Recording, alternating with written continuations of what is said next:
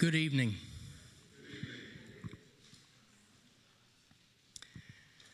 We will do welcome and introductions in just a moment. But first, let's frame what we are doing here tonight and tomorrow with a story. When Jesus said to love your neighbor as yourself, there was a rather cagey fellow in the crowd that responded, "Well, who is my neighbor?" And Jesus answered by telling a story. There was once a man traveling from Jerusalem to Jericho. On the way, he was attacked by robbers. They took his clothes, beat him up, and went off, leaving him half dead.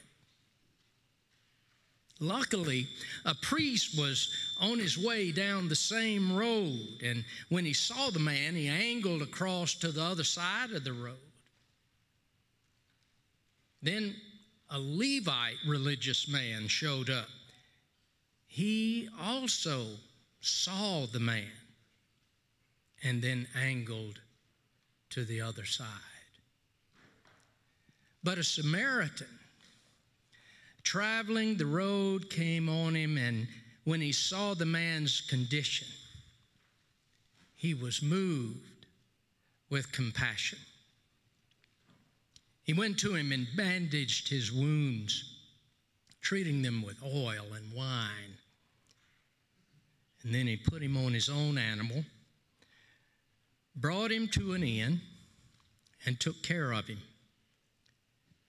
In the morning, he took out 2 silver coins and gave them to the innkeeper, saying, "Take good care of him, and if it costs any more, you put it on my bill, and I'll pay you on my way back."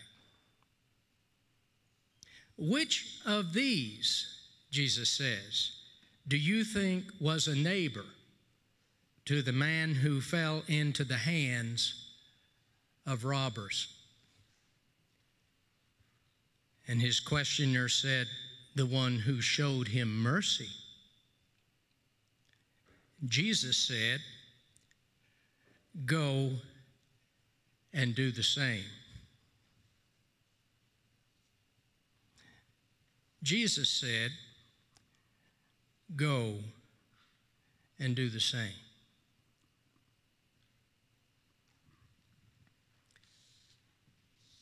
Amen. The Lord be with you. Good evening to you. My name is Kerry Stockett, and I'm the senior pastor here. On behalf of the family that is Galloway, I am absolutely delighted to welcome you to this, the third installment on the T.W. Lewis lecture series on Jesus and a Just Society. This series was founded here at Galloway in Dr. Lewis's honor, and the lecture series was established by an initial anonymous gift of $100,000, and we offer our thanks to the anonymous donors for both their vision and their generosity. This annual series is to continually highlight the intersection of Jesus' teaching with social, ethical, and public policy issues. Likewise, for perplexing or thorny issues to which Jesus did not directly speak in the Scriptures, the series attempts to draw principles of guidance from his wider teaching on the kingdom of God and on his ethic of sacrificial love. Conversely, these lectures are not meant to be a political platform. Instead, persons across the political spectrum left, right, and center, should be confronted with the compelling and often pointed wisdom of Jesus the Lord, informing and illuminating the vexing issues of our day, and these times in particular.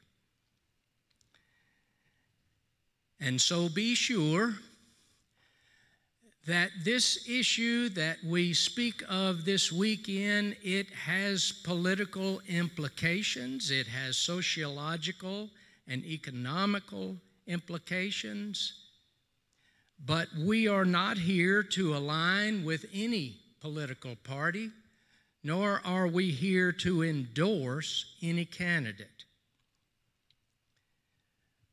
But we will be speaking to the issues and why we believe that this matters to Jesus and therefore should matter to people of faith.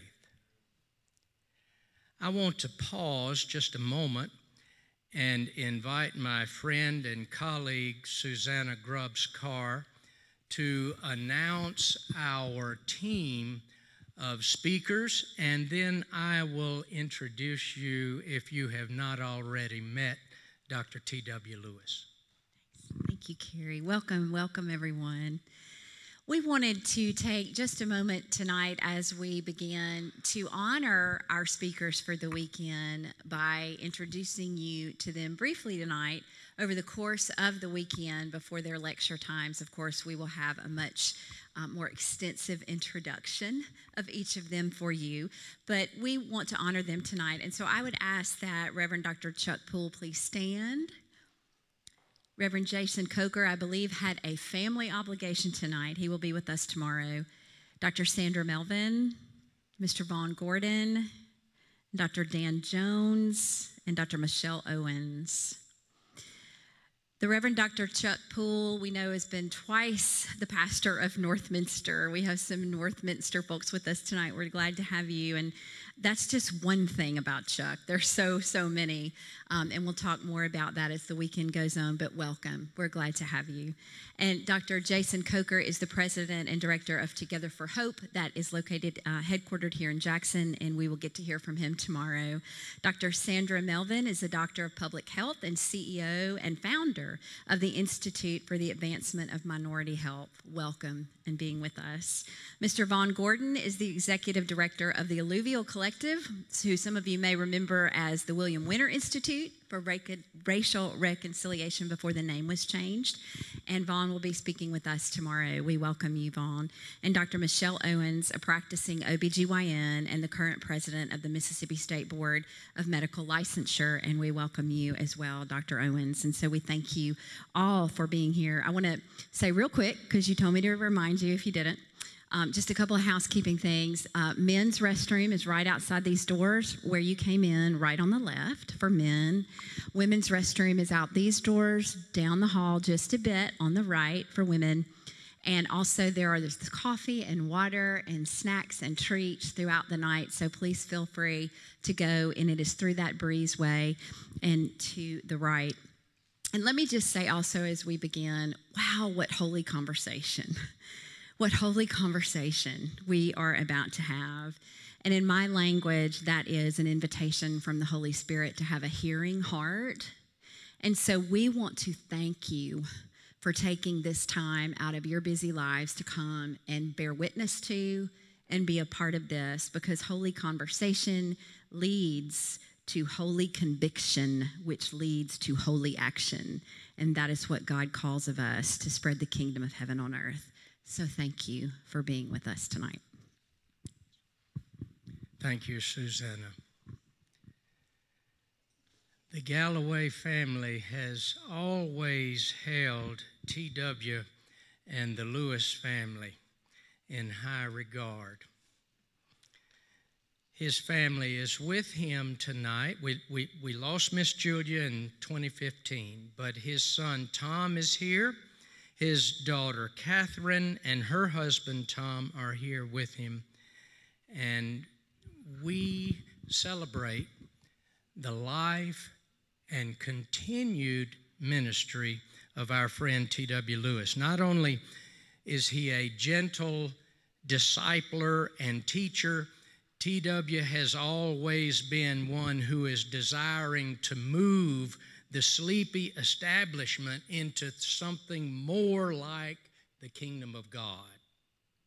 As a minister, as an ordained elder in the Mississippi Conference of the United Methodist Church, and as a teacher, T.W. has simultaneously lived out his calling in three worlds: the church, the academy, and the culture at large.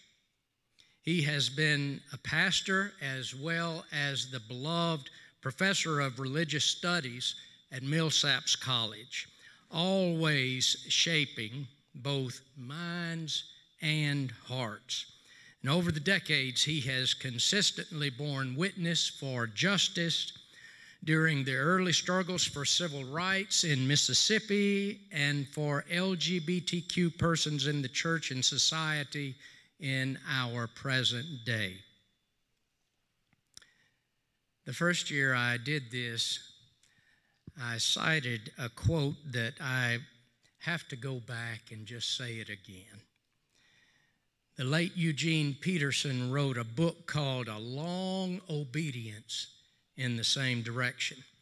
I can think of no better description of T.W.'s life than a long obedience in the same direction. Would you welcome him, please?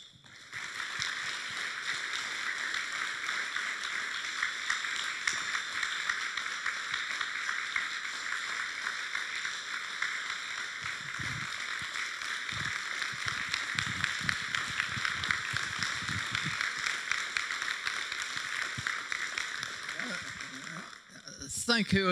It's so good for us to meet in the house of the Lord tonight. And it gives me great joy to see that you have come out to hear about these people who are going to be speaking to us, who have gifts to make, gifts to bear, and wisdom to share. And I thank you for being here and give you my sense of joy and purpose and what we are about in this house and in this congregation, of which I am so grateful that I am a part. Thank you for being here. Hope that you enjoy the lectures as they are coming. And I'll give this back to you. Thank you so much, T.W.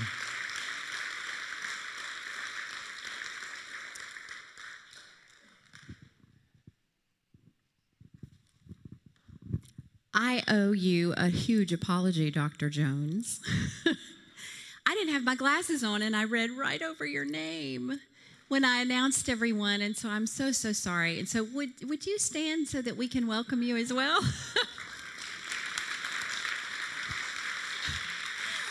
And I was with him all day yesterday. He is the former chancellor and the former dean of the University of Mississippi Medical Center and will also be speaking tomorrow. So mea culpa and welcome to Galloway.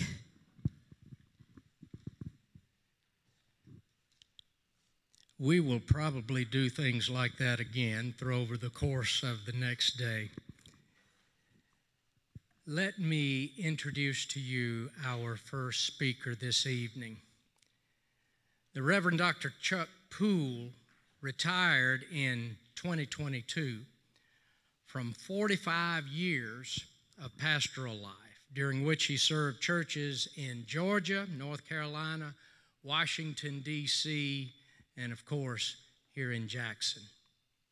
Chuck has served as a visiting preacher and teacher on the campuses of Mercer University, Furman University, Baptist Theological Seminary at Richmond, the Baptist House of Studies at Duke University, McAfee School of Theology, Campbell University, Mississippi College, Gardner-Webb University, and Wake Forest University School of Divinity.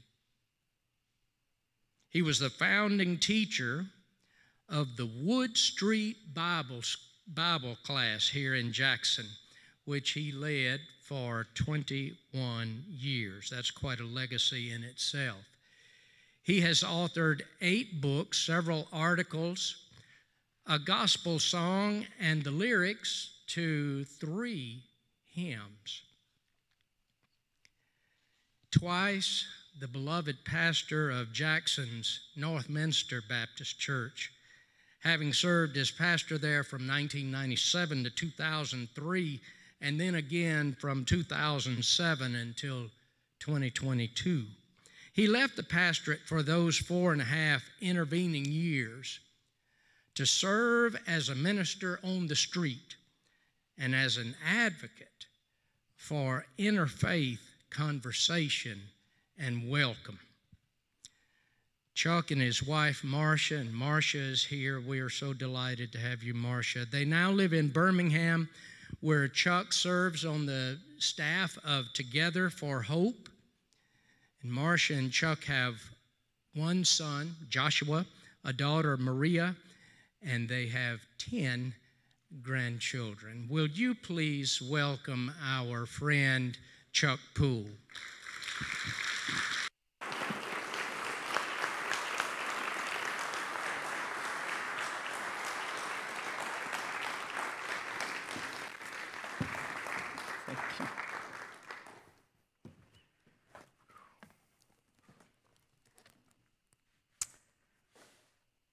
Thank you so much, Carrie, and thanks to all of you for being here.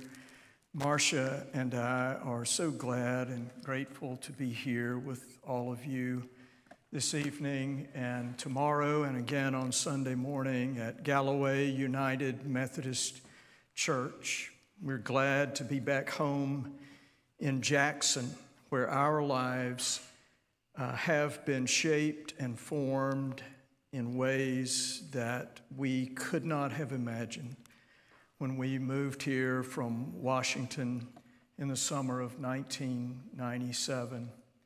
It is so wonderful to see all of you.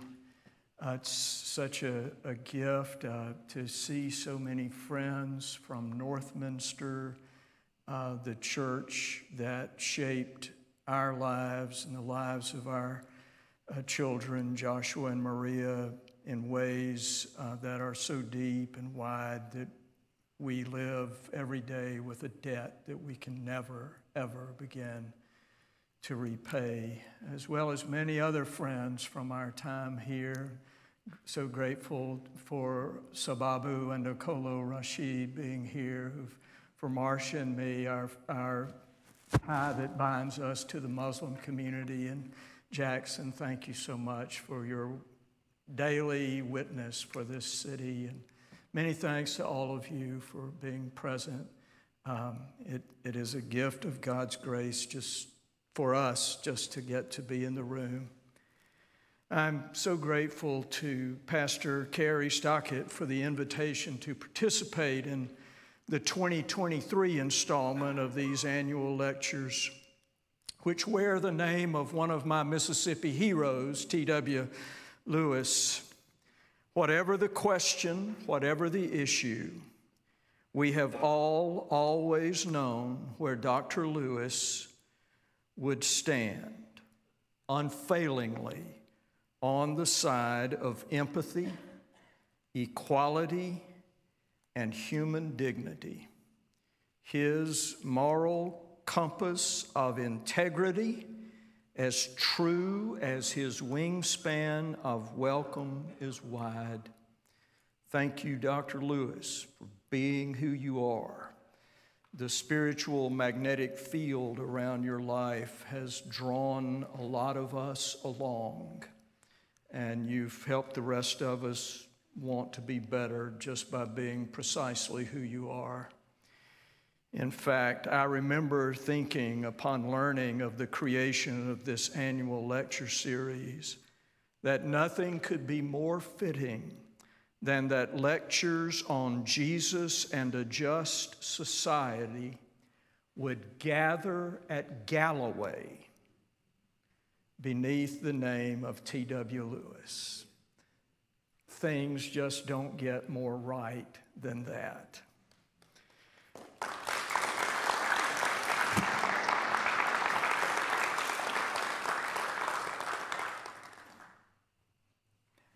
As Carrie has said, our subject for this year's Lewis Lectures is a gospel response, access to health care. Compressed to its simplest terms, thinking about access to health care for all persons without regard for any social determinant through the lens of and in the light of what Jesus would do if Jesus lived in Jackson. Access to health care, a gospel response. A 2-day path I am honored to travel with all of you and with this year's Lewis Lectures presenters, Jason Coker, Vaughn Gordon, Dr. Sandra Melvin, Dr. Michelle Owens, and another of my Mississippi heroes, Dr. Dan Jones. Something of a disclaimer, echoing a bit of what Carrie has already said. While access to health care is, needless to say, and quite surprisingly, often seen as a partisan political issue, and never more so than at this present moment in Mississippi, partisan political advocacy is not our interest in these lectures and conversations. In my work for health care justice, access, and equity in Alabama with Together for Hope, I find myself saying on a nearly daily basis that we are advocating for health care access and equity not as a partisan political issue, but as a moral justice imperative. Everybody gets sick. Everybody needs health care. It is among the most basic and fundamental of human rights, which is not to deny the need for the kind of political action which is necessary to create the kind of public policy which bridges the health care coverage gap, but which is to say that equal access to health care for all persons unimpeded by any social determinant is not a partisan political posture, but a shared moral imperative. One of those questions about which Democrats and Republicans and independents can say the same, because we all know that access to health care is not a politically partisan red or blue thing, but a clearly moral right and true thing. If we can all just say that out loud, if we could all just begin by saying out loud that closing the health care coverage gap is a moral justice imperative, then we can work through the layers of complexity which must be addressed, not as opponents seeking a partisan advantage, but as partners committed to the common good. Our commitment to a single shared aspiration, closing the health care coverage gap, tethered to, anchored in, and rising from the single shared certainty that health care access and equity, along with every other aspect of social justice, is a moral imperative.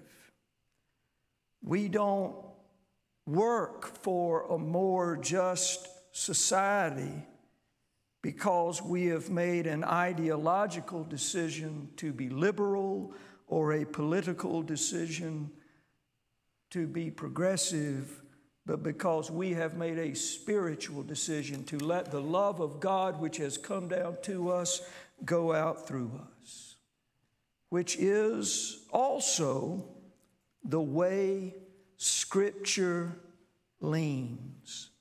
In fact, here's a little experiment you might want to try sometime. Because I was coming to Galloway, I brought my Methodist Bible. It's got that United Methodist cross with the flame wrapping around it. Please tell me y'all have these. Yeah, I know this works with a Baptist Bible, but I'm not sure it works with a Methodist Bible. But Vaughn, what do you think? We're about to find out.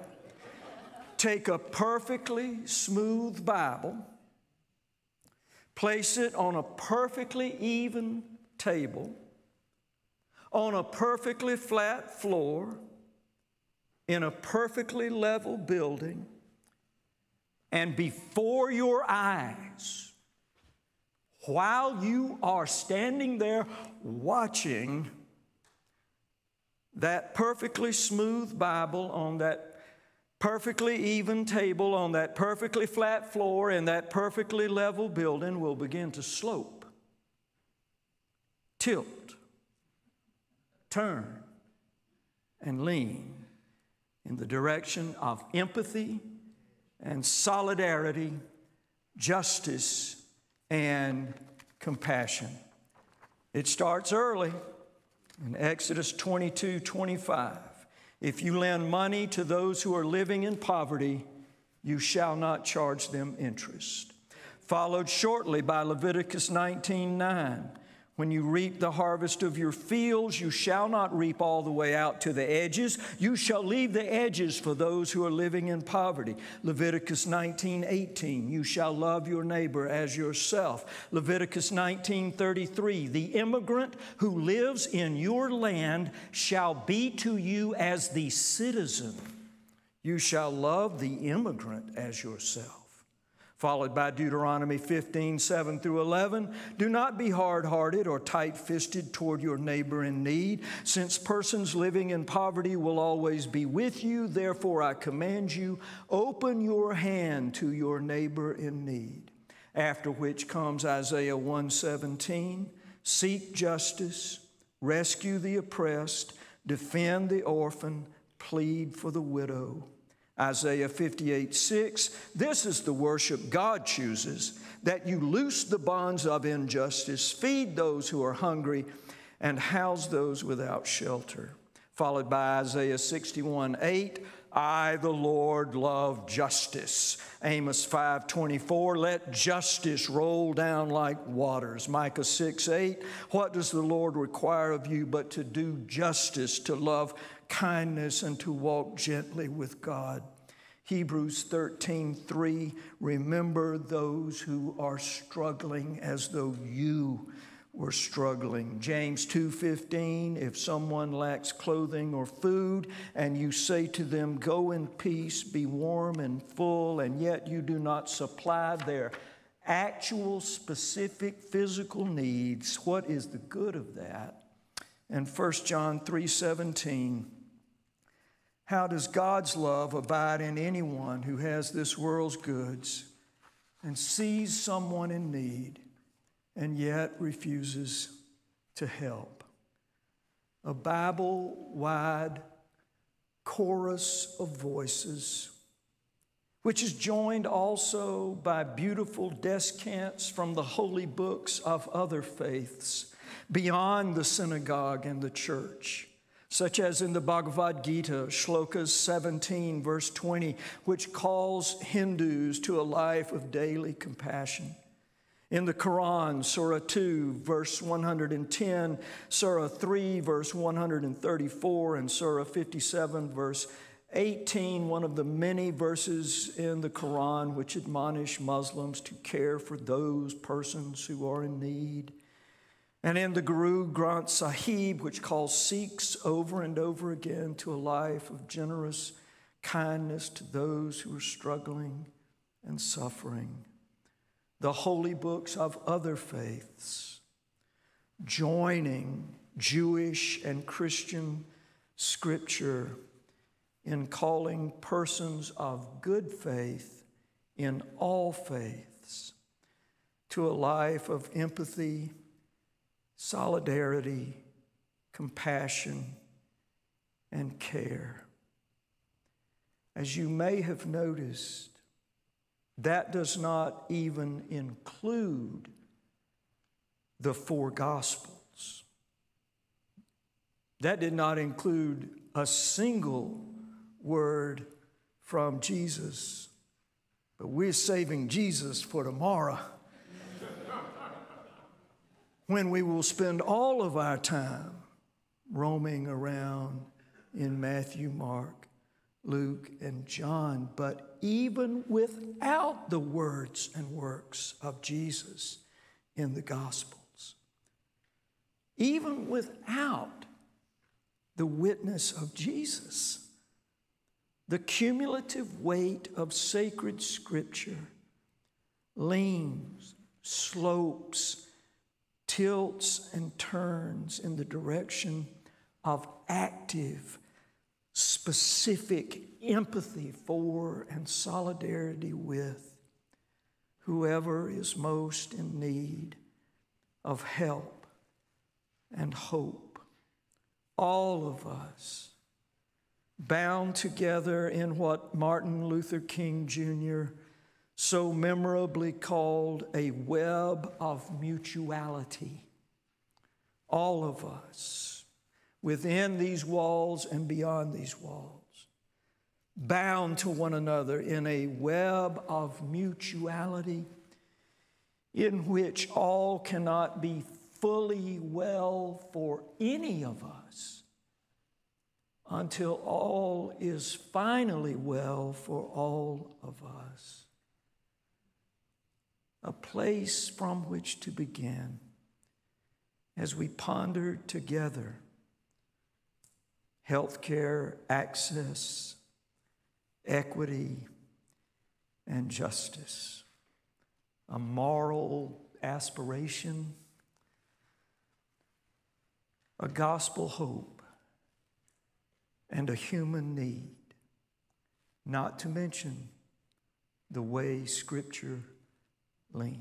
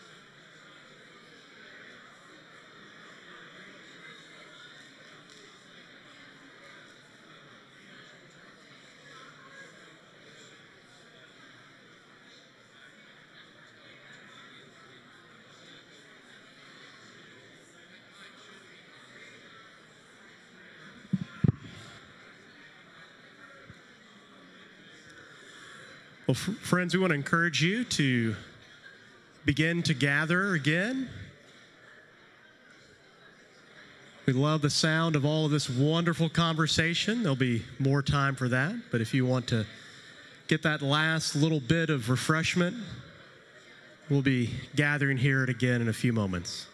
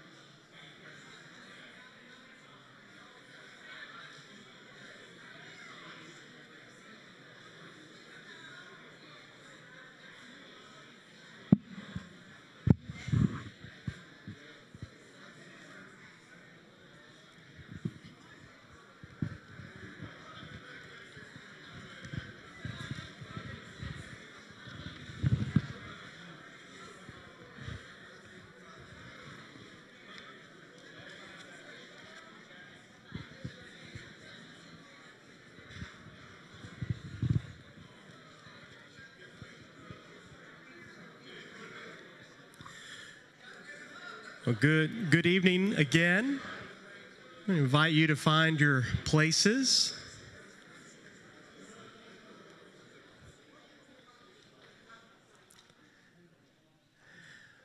Well, friends, as we gather to reconvene our time of learning from one another, I want to also bring greetings on behalf of Millsaps College. My name is Ricky James, and I have the privilege of serving as Dean of the Chapel at Millsaps. And it is a distinct privilege and honor to be here and to be a part of these wonderful days here. Some of you, particularly you Galloway folks, have been asking, am I the new Joey? And goodness, no. Joey is Joey. However, I would say this. It is a privilege and honor to follow in the footsteps of Joey Shelton, but also to follow in the footsteps of Don Fortenberry, who's with us tonight. And so if I could just recognize Don as well.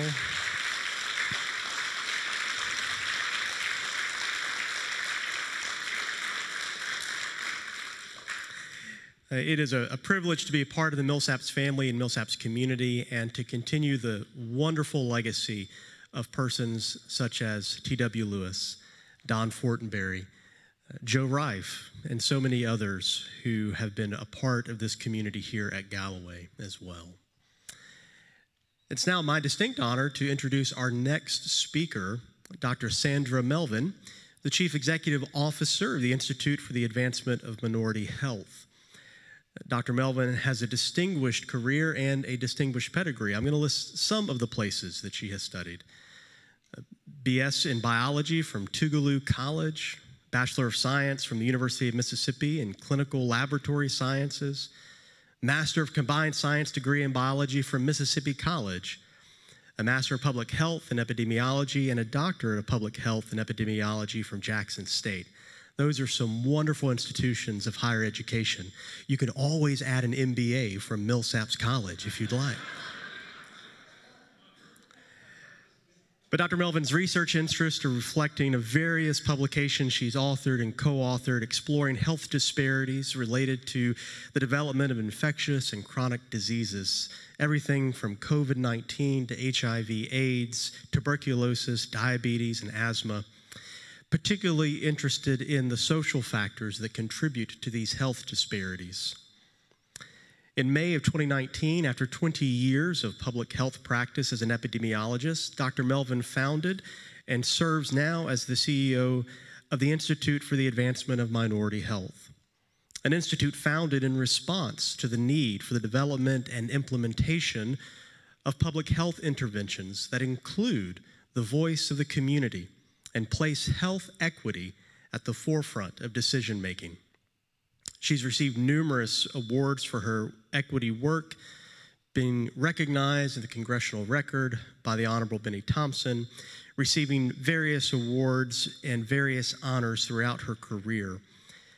Not only that, her civic engagement is legendary through numerous boards, health committee for the state conference of the NAACP, active in her sorority, active in her community, the epitome of someone who gives back and who works on behalf of others for the sake and health of all. And so if you would, join me in welcoming as our next speaker, Dr. Sandra Melvin.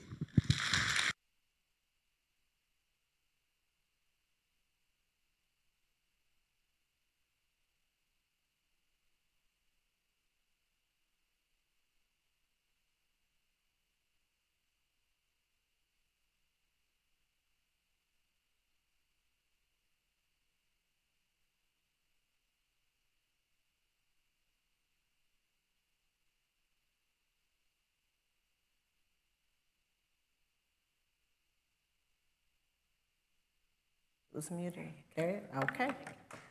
All right.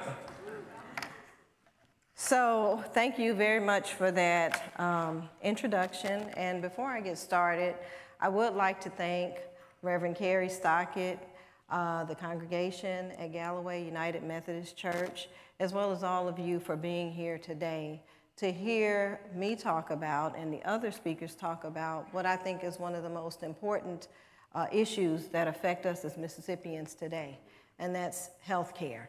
And as Reverend Stockett said, this won't be a political speech. It's more about what our role is in being our sister's keeper, our brother's keeper, and what the role of us as Christians here in this state should do, or what we need to do to improve the lives of people in our community. That being said, let's get started. So again, I'm with the Institute for the Advancement of Minority Health, and I'd like to say that this institute really propelled public health to the forefront during the COVID-19 pandemic. It was actually founded in May of 2019, and by March 2020, we were all shuttered indoors because of one of the worst pandemics that I think we've seen in our lifetime. So that helped us to achieve our mission when we think about reducing health disparities for Mississippians. And so today, we're going to talk about a few things. First, I'm going to talk a little bit about health disparities. I couldn't be an epidemiologist if I didn't put a few charts and graphs up here for you, so you will see a couple of graphs and charts. We'll talk about the history of the church and its role in healthcare, because when we talk about the role of walking in faith, churches have been involved in healthcare since the inception of mankind, and that is well documented throughout history. We'll discuss religion as a social determinant of health. How many of you go to church on Sunday and it just makes your day for the whole week because you heard that good message from the pastor and you got through the week? That's a determinant of health. It made you feel better, physically, mentally, spiritually. And then we'll talk about some strategies in walking in faith to create healthier communities. Now, when I think about Mississippi and I think about healthcare, I'm often reminded of a passage from Charles Dickens in his book, A Tale of Two Cities. It was the best of times, it was the worst of times. It was the age of wisdom, it was the age of foolishness, it was the epoch of belief, it was the epoch of incredulity, it was the season of light, it was the season of darkness, it was the spring of hope, and it was a winter of despair. And the reason that passage really sticks to me when I think about it or when I read it is because that's what Mississippi is. Mississippi has beautiful homes and beautiful, quaint, rustic cities. When you think about a slow pace of life, raising kids, there's no place better than Mississippi, right? But this is also Mississippi. So when we talk about a tale of two cities, we're not just talking about this. We're also talking about this. And this is one of the reasons that we see such differences when we talk about health and health disparities. It's about access. It's about where you began and where you're trying to end up. And so when we think about Mississippi, it's not all bad. It's a tale of two cities. And for some people live in the light and some people live in the dark. And so when we talk about health disparities, when we talk about expanding access to care, we're talking about the point of view from the tale of two cities, right?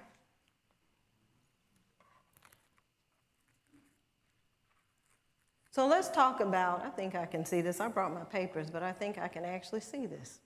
So the leading causes of death, and I want to just kind of build the context for what we're going to talk about, for you to understand what we're talking about when we talk about the state of health here in Mississippi. Now, this is 2021 and 2017 I got from Mississippi from the Department of Health, and that was the latest data I could find. So I apologize that it's a little bit late. But overall, if you look at that list of leading causes of death, if you look at the United States and you look at Mississippi, for the most part, all of these causes of death pretty much mirror each other. We look like what the national stage looks like when it comes to health care. The only difference is right there, the third cause of death for 2021, and that's COVID-19, right? So when you think about that, the most heartbreaking piece of all of this is probably about 80% of the deaths from these causes were entirely preventable. Modifiable lifestyle changes, modifiable risk factors. And so when we talk about the role of the church, these are things that the church does. Provides health care, provides healthy food, after school. All of these things are things that help to prevent death or prevent the risk factors for death. So think about that. If we could engage with the church more and reduce that risk, how would that affect these leading causes of death overall in the country as well as in Mississippi? Now, let's break it down a little bit more. And I'm saying, when I compare the United States and Mississippi, I'm talking about differences in geography. But there are also other differences. When I look at the specific three factors that are risk factors for most of these leading causes of death, hypertension in the United States, 32.4%, versus Mississippi, 43.9%. Diabetes in the United States, 10.9%. Mississippi, 15.2%. And obesity, 33.9%, which is still not a good number nationally, but in Mississippi it's 31%. Now, I haven't done anything with the data yet. I haven't broken it down by race or anything. This is what we as Mississippians look like right now. So if we just look at us, if we say what's the why in it, the why is look at us. Don't look at black, don't look at white, look at us. Compared to the other parts of the country, this is where we stand as Mississippians. So that's our why. That's the first why. But let's take it another step. Now, I might need my glasses for this one. So when you break it down even further, and I know you all can't see that, so I'm just going to tell you. I'm looking at these same three indicators: hypertension, diabetes, and obesity. And when I break it down by race, what I'm looking at for hypertension is about 47% of Black non-Hispanic Mississippians versus about 27% white non-Hispanic Mississippians. So there's something else going on. And that's just with hypertension. And the trend is the same for diabetes and obesity. So as Mississippians, we're sick. But then when you start breaking it down to look at specific communities, we see there are some other factors going on, and they're even sicker. And that's where the health disparities come in. That's where we look at that tale of two cities, where we see one flourishing and one that's not flourishing so much. As a matter of fact, looking more like a ninth world, country than a state of the United States, right? So when you think about that, what you're thinking about is, what's the why for the church? We're in the community. We need to know what we can do together to change our lives as Mississippians, but also how can we target resources to those communities that have much worse health outcomes. Let me give you another statistic. Maternal and infant mortality. Now that's been on the news a lot lately, and it should be, because advances in medicine have made it a little bit safer for women to have babies, right? In the 1900s, being pregnant was really associated with maybe death, right? And here we are in 2023 with maternal mortality rate of 33 deaths. These are pregnancy-related complications per 100,000 live births of women in this country. Infant mortality, 5.4 deaths per 1,000 live births. Now let's look at Mississippi. Mississippians have a rate of maternal mortality. These are women that die from pregnancy-related complications in 2021, and of 82 deaths, 82.5 deaths per 100,000. That's not a black mother. That's not a white mother. That's a mother. 82.5.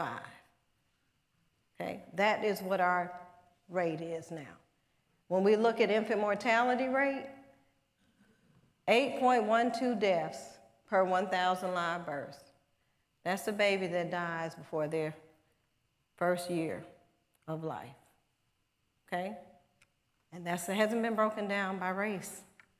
This is a Mississippian. And I broke that down as well. And the stark reality is, when I look at maternal mortality, in 2021, when it was broken down by race, what we saw is that we had 65.1 deaths among black mothers per 100,000 births, and 16.2 deaths among white mothers here in Mississippi. So not only do we see we're the worst overall for the country, but even when you break it down by race, where are most of the deaths happening? And those are things that we have to look at. The same thing with infant mortality. 11.2 deaths per 1,000 among black babies, and 6.3 deaths per 1,000 among white babies. And that's still worse than the national average. So as Mississippians, not caring about anything else, as Mississippians, we are faring worse. So there are some gaps that we need to cover. And that's where the church comes in.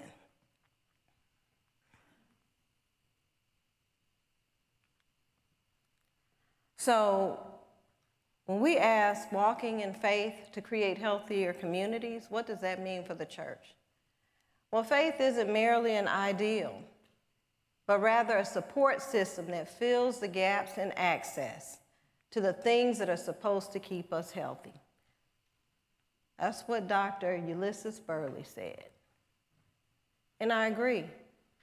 The church is where we are supposed to be able to find a lot of the support that we don't have, a lot of the access to things that we don't have, especially since a lot of churches are where? Found in low-income, impoverished community. It's the beacon of hope for a lot of people that don't have many beacons of hope. And so for me, faith fills that gap, and that's the role of the church.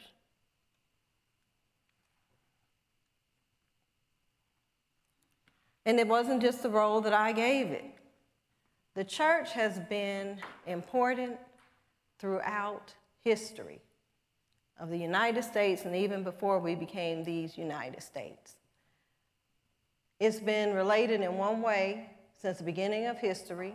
The first hospitals in the West for the care of the sick were built by religious organizations and staffed by religious orders. Throughout the Middle Ages and up through the French Revolutions, physicians were often clergy members. And then for hundreds of years, religious institutions were responsible for licensing physicians. And then finally, when the American colonies were established, many of the clergy were physicians, and that was their second job. So when we ask, is there a role of the church? It's always been there. But how are we using our churches? How are we working with our churches? They've always been there. They've always been the providers of health care in this country.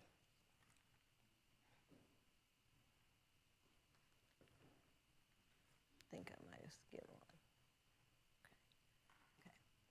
So we said a little bit about the social determinants of health. And so when we think about social determinants of health are those things that influence whether or not we are healthy. It's the presence or absence of things that we need to be healthy. And it can be grouped into 5 domains. It could be economic stability, things like what your median household income is. Are you employed? Are you employable? That's economic stability. What about wealth? There's a difference in income and wealth. Have you started here, or are you just getting into it? Education, access, and quality. How good are the schools in your neighborhood? It's important. That's why people ask, what's your educational level? There's a relationship between health and educational level.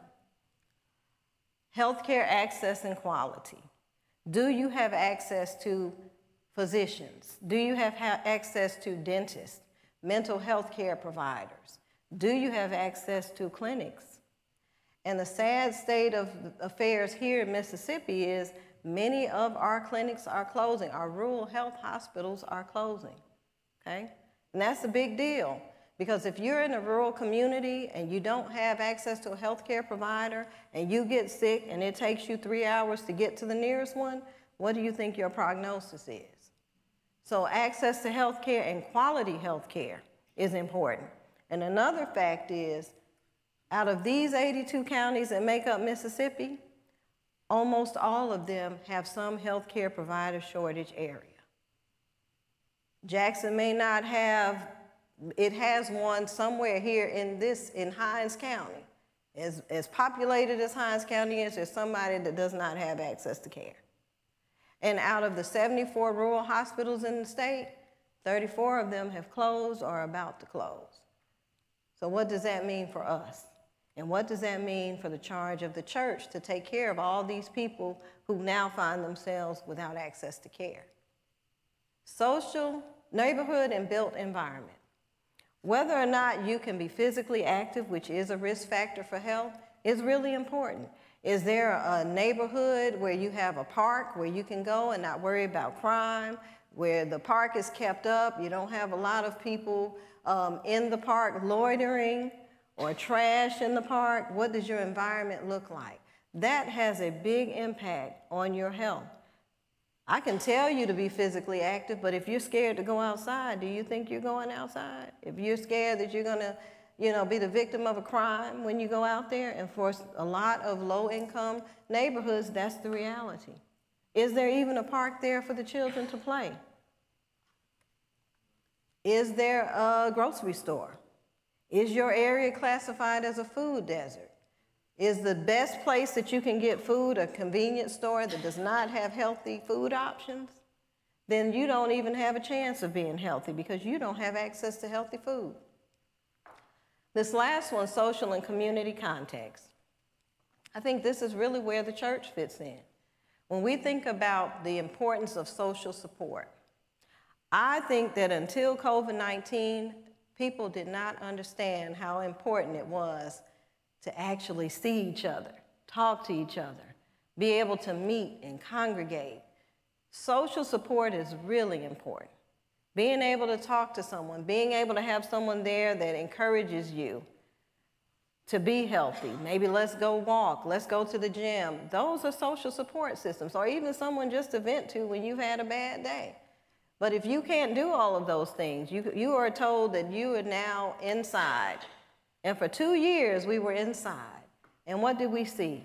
Increased numbers of people with mental health disorders, increased alcohol use, increased drug use, because now we're inside by ourselves and we're going stir crazy, right?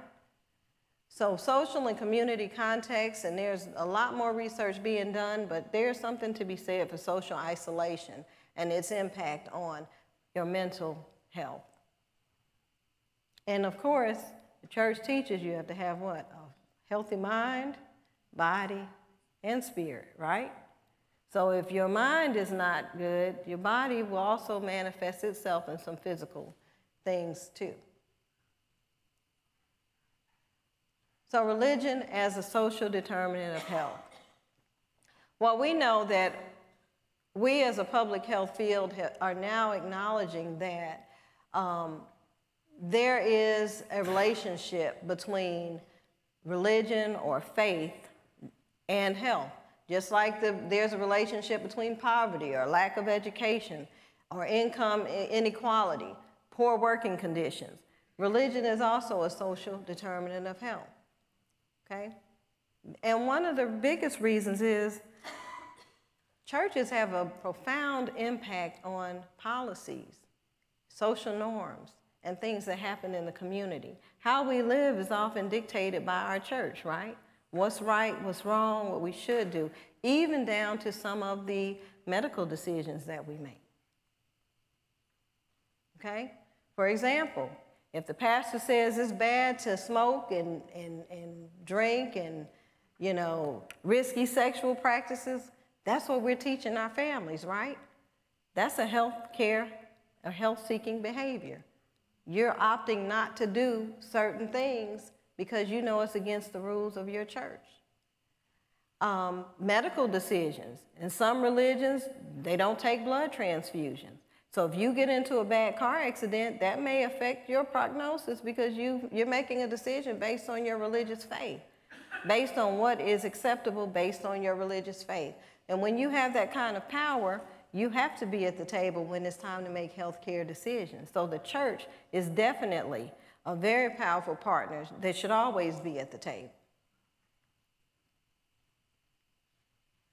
And so when we look at also the church giving us structure, the church gives us structure, adds value, meaning to the behaviors of society. Even so, how we treat our fellow man. Reverend Poole said, "Who is your neighbor?" A lot of times the church dictates who your neighbor is, okay? We decide who to embrace and who not to embrace. And when you do that, you're making a decision about who is or who is not your neighbor and how you should treat that person based on what the teachings are of that religion or of that faith. And so in a way, faith is associated with health.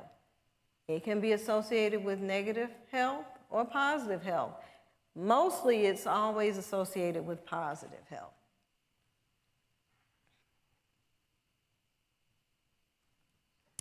My friend at the table here reminded me of Matthew 25, and I thought, okay, this definitely when I was putting this presentation together, I thought about it. How do I talk about what the role of the church is, and how do I, and I'm not a preacher, I'm leave that to Reverend Poole, Reverend Stockett, rest of the pastors here. But what I will say is every time we talk about the role of the church, we have to remember the foundation on which a church is built.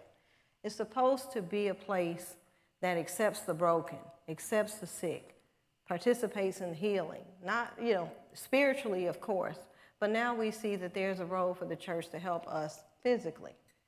And so this passage I pulled because I thought that it really spoke to what the role of the church would be.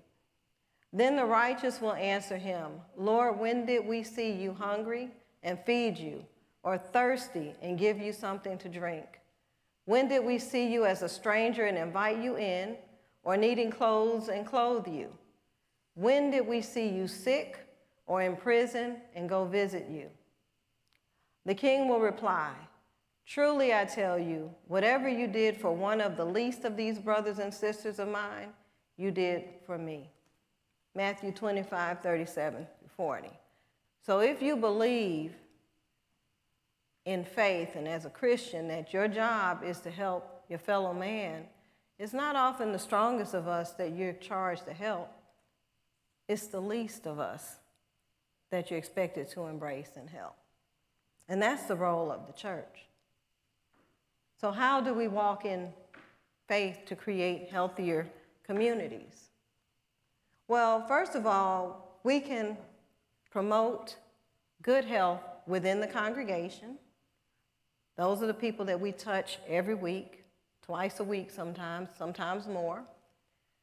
And then we take those teachings outside. So not just helping those that come to this church, but also those that are external to the church.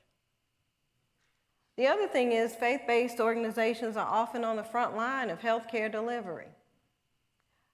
And I can give you a great example. When we were fighting COVID-19, the people that we partner with were usually faith-based organizations because people trusted the faith-based organizations. They trusted the pastor. They trusted their congregation members. If they took the vaccine, we'll take it too. If the pastor said you need to take this to be healthy, they believed it better. The doctor could say it all day long and they wouldn't listen to anything he was saying. But when that pastor told them show up at this time to take that vaccine, it was a line outside the door to take the vaccine because that's the role of the church. They're on the front lines. People trust you. And then also providing access to other things. Churches have been known throughout the years for establishing food pantries, diaper banks, after-school programs, things that the community needs to be healthy, okay? And then, of course, you have social networks. If you need a doctor, there's one in the church. You need a lawyer, there's one in the congregation. You need a nurse, call physician, call Dr. So-and-so, I'm having these symptoms. So you have a social network to ask questions and to interact with to be healthy. Now, one of the things I will say is sometimes the things that make us great can also be the things that hinder us. Churches can also be a source of stigma. And one of the ways that we fight health disparities and improve health outcomes is we have to work together to reduce stigma.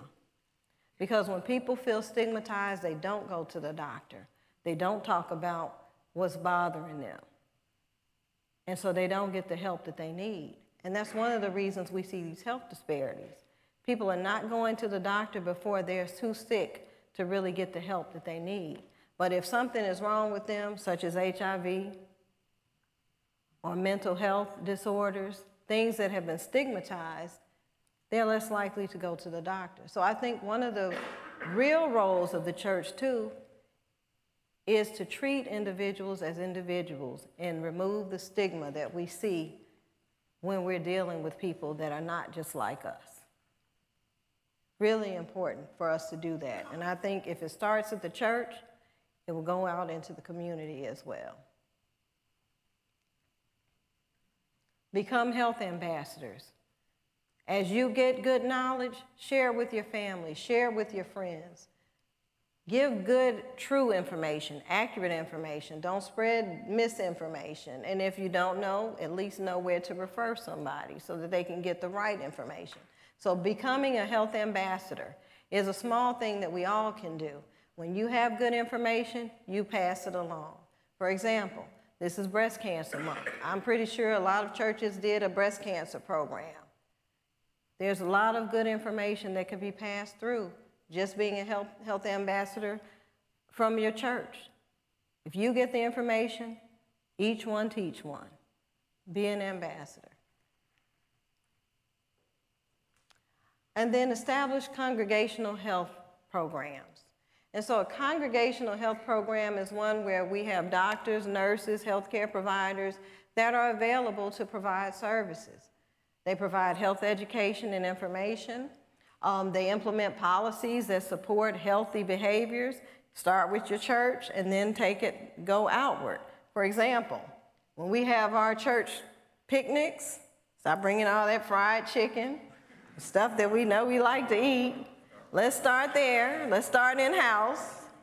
You know, let's eat healthier foods. Not say we can't. We can actually, you know, we can bring our greens. Just use some turkey necks and not the ham hocks next time. Okay? You know, just kind of thinking about in-house how to do things a little bit healthier. And then address community influences on health. Okay? So when we talk about community influences, I think community influences on health could be something like a toxic dump that's in the lower income part of the community. Does the church ever speak about that kind of stuff? Because that's a dump that's in your community. And we don't know when that stuff is going to end up in our communities, right? Do we know when the Pearl River flows, does it just decide to go to certain parts? No, it flows all over. When it floods all over. So when these kind of things happen in the community, it's important to speak about it. If we think that it's important to have more access to health care, I think the role of the church would be we should speak about that. Because it's the pastor that's going to all these these hospitals to visit the sick and the shut in. Isn't that a part of the job, Pastor? Yes. You know, when you have parishioners that are sick, you have to go visit them. And I'm sure that he is working overtime now because I just showed you a few statistics. These people are in the hospital because they're in the hospital for whatever these illnesses are. When they've had a heart attack or stroke, the pastor has to go visit. So what better person than the person who's seeing all these sick people than the pastor or this congregation to speak about health for all Mississippians, not just black Mississippians or white Mississippians, all Mississippians. Because when you look at the data, guess what the data shows? We're all sick. In the bigger scheme of things, we're sicker than everybody else in this country. So we need to be fighting together to improve our health condition here. So why congregational health ministry? When Jesus went out and preached, he didn't just preach. Didn't he heal too? Now, I'm not an expert at that, but pastors, didn't he heal too? Yeah, he healed too. He healed the sick. And the body and spirit belong together. If you have a body that is weak, first of all, you can't come to church if you're sick, right? Not coming to church if you're sick. So you want to make sure that your congregation is well. But you also want to build your congregation. That means building outside of just the people that you have coming to your church, your community. Because remember, when you step outside of the walls of the church, you're going to encounter all of these sick people. Would you rather encounter other well people or sick people? COVID-19 was the perfect example of that. There was no way that you could heal yourself and not heal your neighbor, was it? You couldn't go to the grocery store. You didn't want to stay inside. Even though people said stay inside, I would see all of you all outside having a good time during COVID. So at the end of the day, we can't isolate ourselves. And we can't isolate ourselves from illness. But we all interact with each other. That person that's serving you your food when you go to that restaurant, he's interacting with you. Do you want somebody sick serving you your food? Somebody well.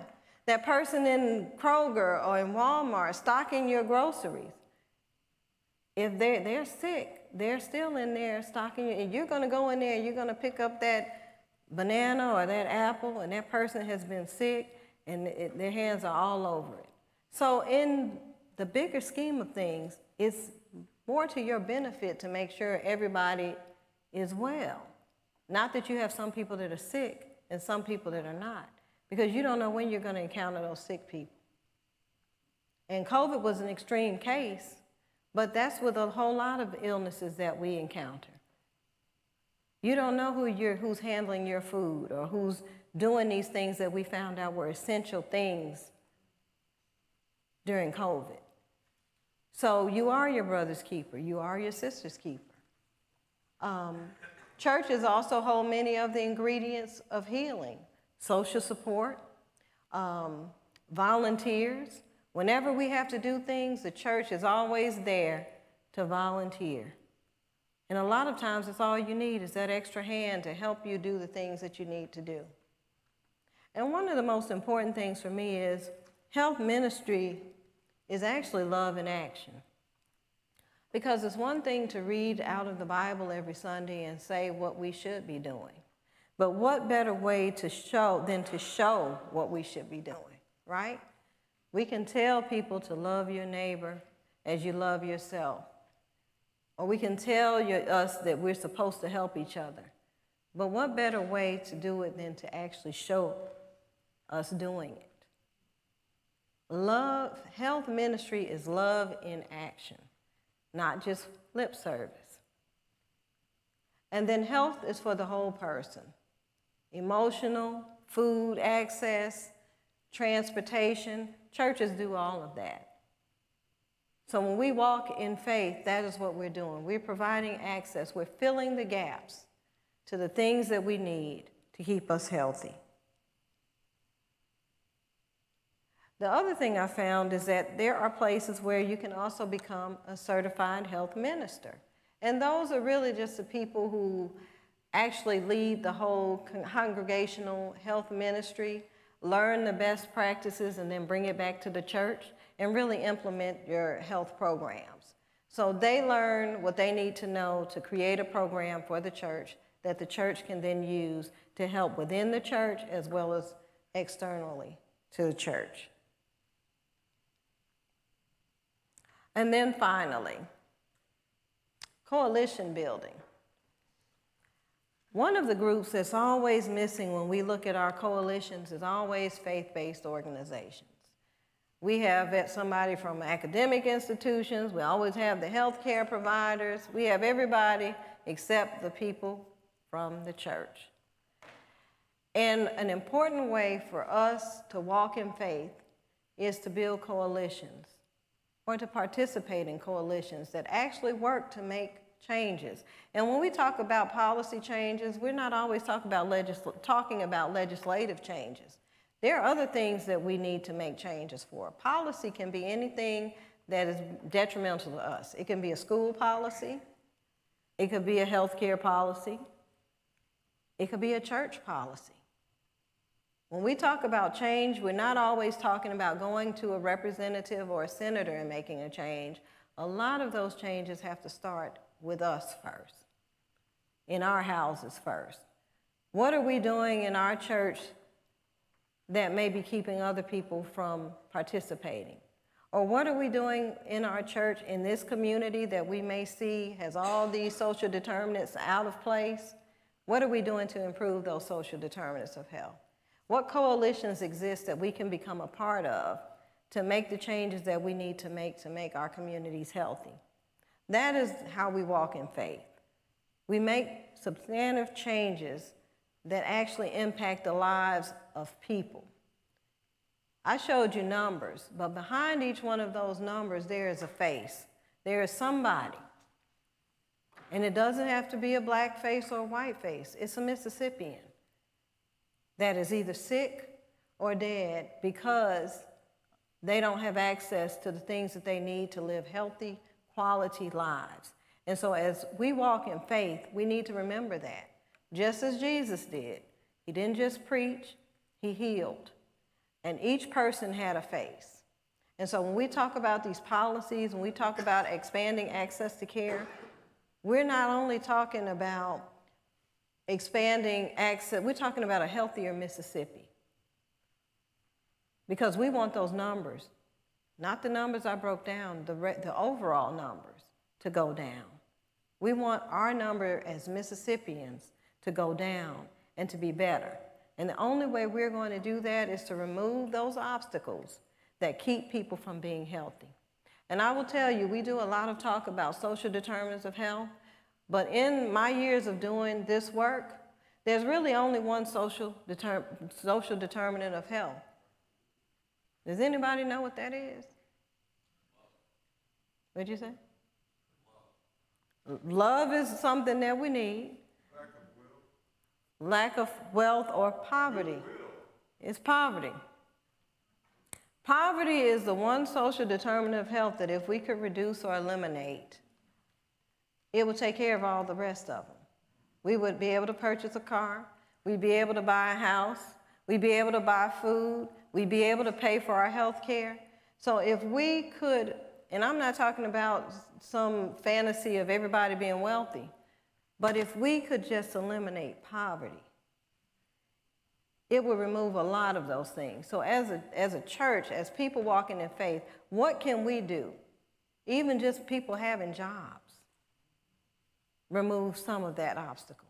But if we did something about poverty here in this state, we would take care of so many of the other social determinants of health that we talk about all the time as being obstacles. Because without poverty, those other ones wouldn't exist. Okay? And I thank you so much for your attention. And any questions you have, I can take them or I can turn it back over to you.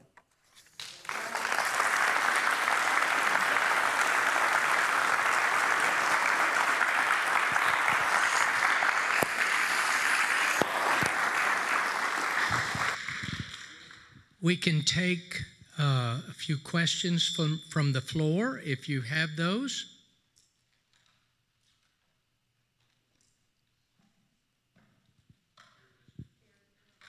Where? Luther, thank you. Obviously, part of your job is giving speeches that inform and inspire people. What else does your institute do specifically to further your goals?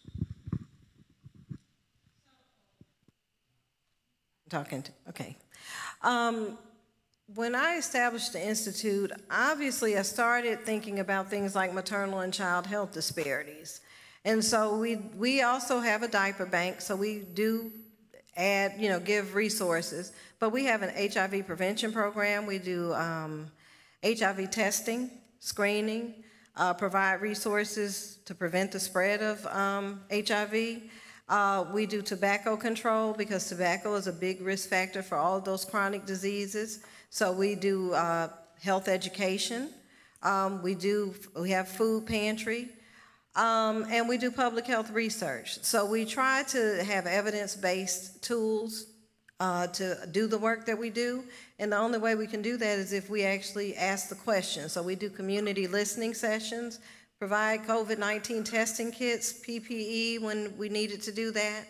We kind of step in and cover a lot. With Jackson's water distribution, we gave out water. Rolling Fork had its disaster. We pitched in on that. So we just kind of do what we can to try to help disadvantaged communities get the resources that they need. I have a very brief question. Maybe you can direct us if you don't have the answer. What is the present status of mini grant funding? It used to go through the health department to help local churches organize congregational health ministries and coalition building. Okay, so that is a Department of Health question. We do not, I don't have any control over the mini grant process for the health department. Yeah. Because, you know, these type of programs do need funding. Right. And when you talk about poverty, poverty is so prevalent, you know. It is. Mississippi, pervasive. You're talking about advocacy and, you know, talking to state legislators to positively impact poverty and whether or not policy and whether or not the local church can do all that alone. You know. Well, I don't think it's going to be a lone effort. I think it's having the church at the table when we are creating these interventions or strategies. What I find is that the church is often not at the table, and that's the issue.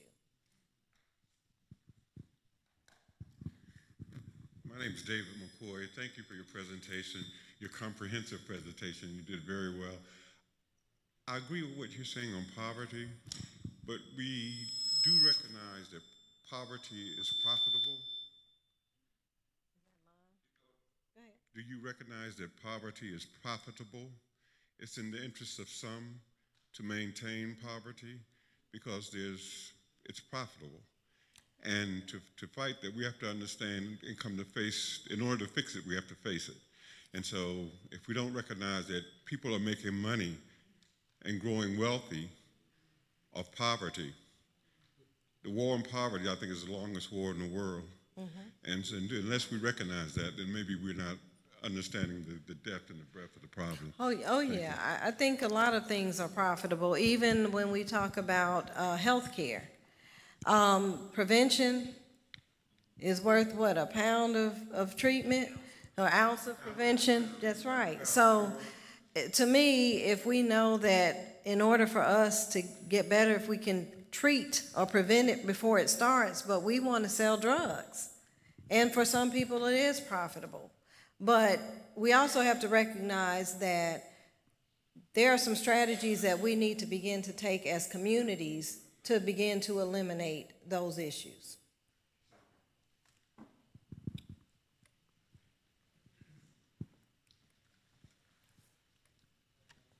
Hello, my name is Lisa Bell, and a couple of things I just wanted to mention that we've got to be, in my opinion, proactive. And as I was talking, we met each other, we were talking, and the Lord really, the things that you were talking about, we were discussing already here at the table. So to God be the glory on that. So we have to, in my opinion, have to do things simultaneously. A lot of times we'll do it after the fact. We react to folks. We need to, in my opinion, a PPP, past, present, and future, kind of do it simultaneously. And also one thing you were mentioning, that the faith-based, other folks are at the table. In my opinion, the people that have had lived experiences, sometimes they're not at the table. That's true. And sometimes those folks can bring it to people. And then again, it's up to us, as you mentioned, the Holy Spirit brought to me that we'll start inward because they do good to all people, especially those in the household of faith, but then you take it out. Mm-hmm. That's right. Other questions? Thank you, Sandra. You're welcome.